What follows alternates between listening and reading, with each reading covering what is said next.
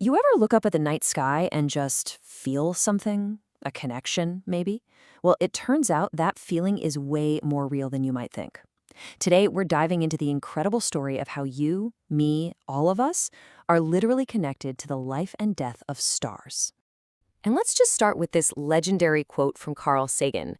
This isn't just poetry, it's a scientific fact. And by the time we're done here, you're going to see exactly how the atoms that make you, were forged inside a dying star. Okay, so picture a star's entire life as this epic, cosmic tug of war. On one side, you've got the crushing force of gravity, always trying to squeeze it down to nothing. And on the other, you have the insane energy of nuclear fusion pushing out. For billions of years, these two are locked in a perfect balance. But when that balance breaks, well, that's when the real fireworks begin.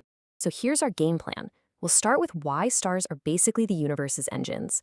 Then we'll see how they're born and how they hit a fork in the road. One path is gentle, the other, not so much. And then we'll bring it all back home, to us. Right, first up, why does any of this even matter? Because stars aren't just pretty lights. They're the factories that create almost every element, the machines that drive the chemistry of the cosmos, and the reason life is even possible. They're the real architects of everything. So where does a star's story kick off? Not with some huge bang, but in the quiet, freezing cold of space. It all begins inside these huge, dark clouds of gas and dust we call stellar nurseries. Let's take a look.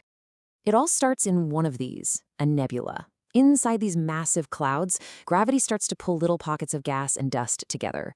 As a clump gets smaller, it spins faster and heats up, forming this glowing baby star, or protostar.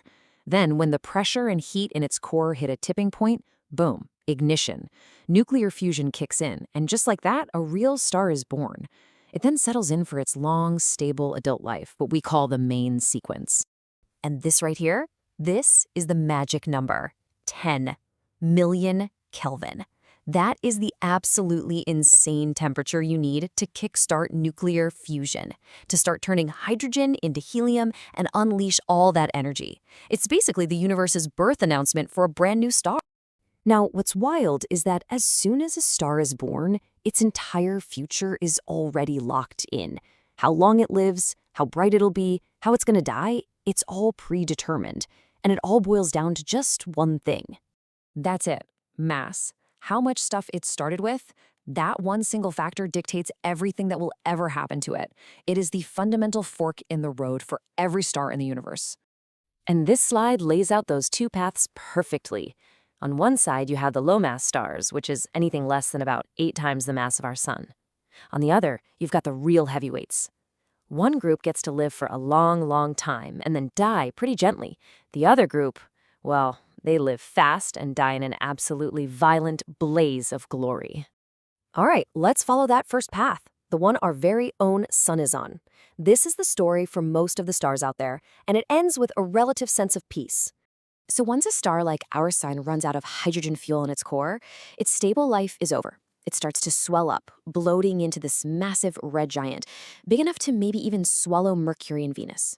After that, its outer layers just drift away into space, creating these gorgeous, glowing clouds we call planetary nebulae.